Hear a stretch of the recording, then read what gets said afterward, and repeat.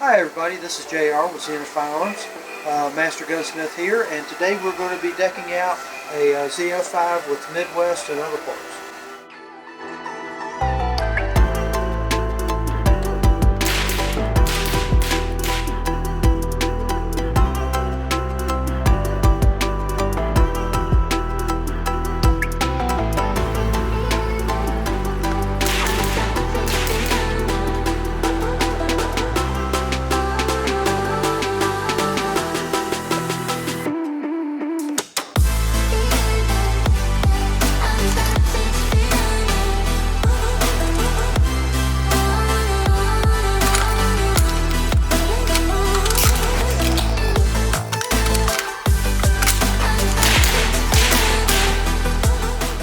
First thing you want to do is make sure in your work area you have no live ammunition laying around anywhere. We don't want any accidents, and we want to remember there's safety, Murphy's Law, which means anything that can go wrong will go wrong, and JR's Law, which says Murphy was a damn optimist. Okay, we're going to remove the pin from the forend. Remove this forend, snap it off.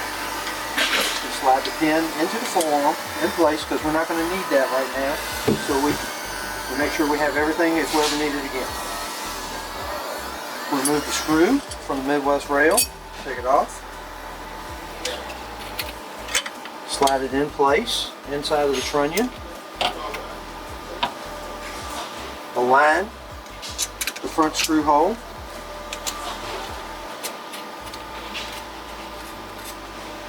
And I'd already applied Loctite to the screw.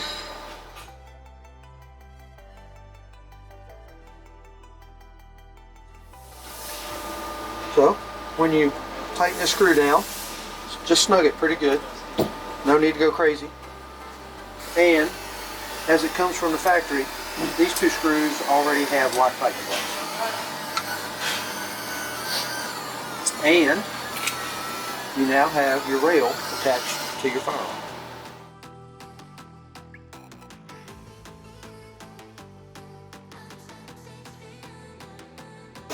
Next thing we're going to discuss is mounting your flash hider on your ZF-5. One thing that you don't have to worry about with the ZF-5 is our thread protector designed for the gun, and your thread protector will go right over.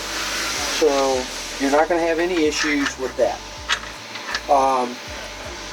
This has the extended finger latch on it, so it makes it a little easier to install.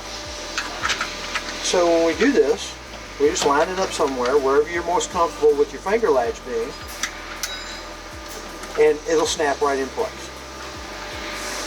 Now, to remove this, you can pop it right off, and it comes right back off. If you want it a little more snug, these are designed to be a little loose so that as burn powder and debris build up around this thing, you don't have to beat it off. It'll come off. So, but if you want it a little more snug, you can remove your flash hider. You can remove the thread protector, install a little O-ring in here, and then you can tighten this thing up just by O-ring pressure. And it will work with or without the thread protector on there. It's designed to go right on your 3-pin.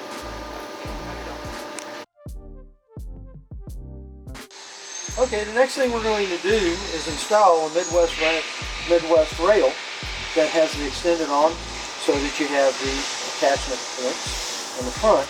And this is kind of a cool add-on. One thing that you'll notice on the Midwest rails, and also you see it on our rails, is we send the things out with the screws and the wedges attached. And the reason why we do that is so we don't lose them. So, we're going to remove all of these little wedges and screws, and then we'll get back with you. People want to sit there and watch it remove off. Yeah, but it'll make good B-roll. You know what B-roll is? Still work? Yeah. Oh, look at those hands. Look at those hands. Swarm inside of you. So now, we have all of the wedges removed and the screws. and we will take the rail and slide it in place and do a test fit to make sure that everything fits the way we want it to. Everything lays in place. There, it just dropped in. If for some reason these things want to set up, most of the time, if you notice on our Z5, there's no forward and aft movement. Sometimes they're a little more snug. You take a rawhide mallet or a block of wood, lay it there, and smack the rail down until it sets flat. But this one went right in and sets nice and flat. So we're good there. So now we're going to get into installing the wedges and the screws. And the wedges, see the little groove? Inside and up. Slide it in until it's pretty much centered under the. You take your screw, and I just start every one of them.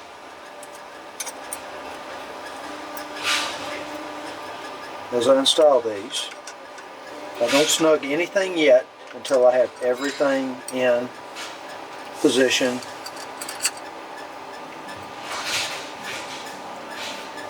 And lined up. Now sometimes your little wedges will want to not lay straight. You can take a flat bitted screwdriver and help get the wedge aligned to get it started. We now have one side. Flip it over.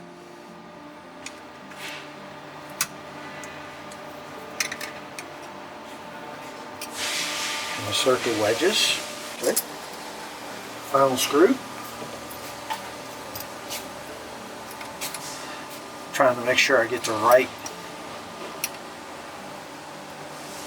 Allen wrench. I have too many of them sitting here.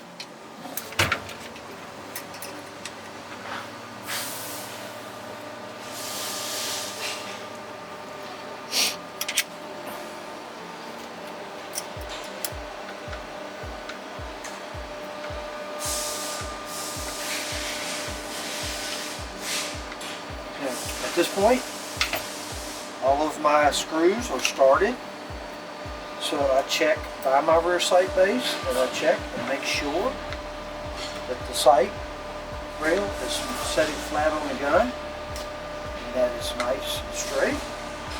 And then I snug up all 4 screws.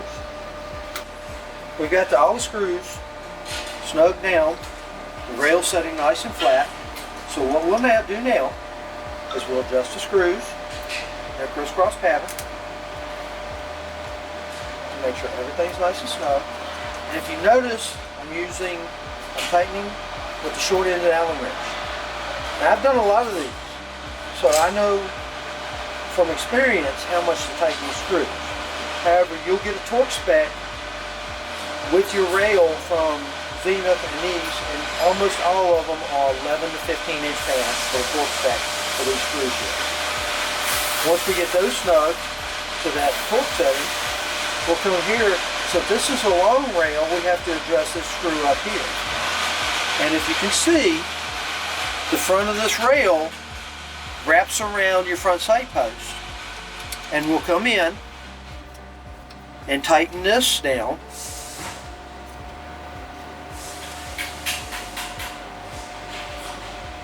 To where it bears against your fore-end hanger,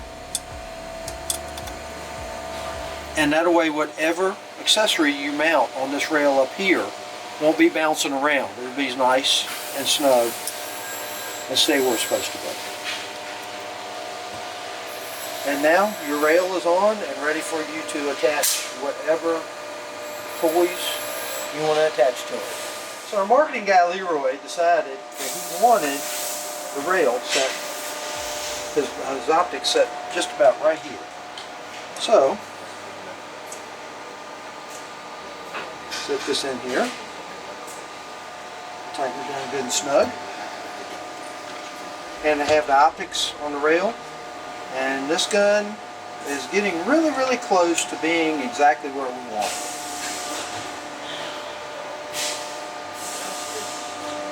somebody forget. Okay, so now we're going to remove the butt cap and install a folding stock on this gun. So, very simple. What we're going to do is we're going to release the pressure on the spring, because we do not want the spring assembly and the butt cap going flying across the shop. Remove the pin. Rawhide mallets come in real handy doing this, because you can smack on this gun right here against things and it will not damage the finish on your gun. So I love these things. Okay, this stock fits really well, but the correct way to check these things is come down with these two ears where it rolls, come in and align the stock. You slap it in with your hand. If it's a little snug, you can tap it in with a rawhide mallet. Come back in, and might be just a little quirk of mine, but when on my guns, I always install the front pin on the same side that the mag release is, and for the same reason that if you missed a mag release and you're not using the paddle, you're pushing the pin in. If you put it in the other way, you're trying to push the pin out. So I always install the front pin from right to left, and I always install the rear pin from left to right, but it's not necessary. Okay, so now we built out the gun.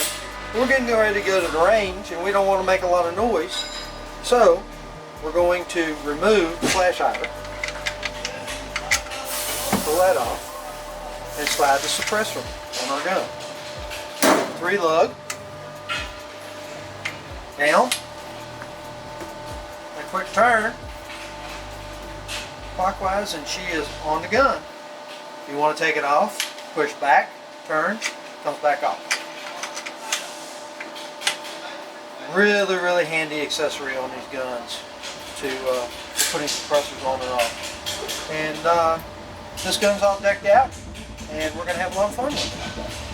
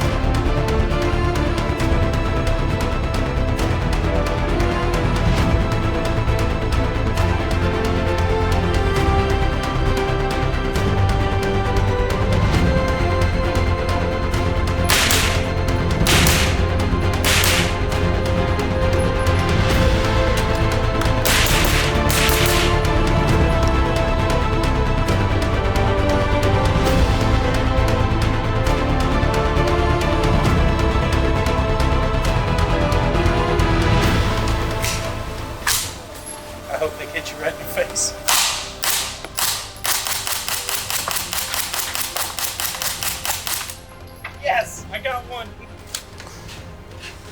Right in the forehead.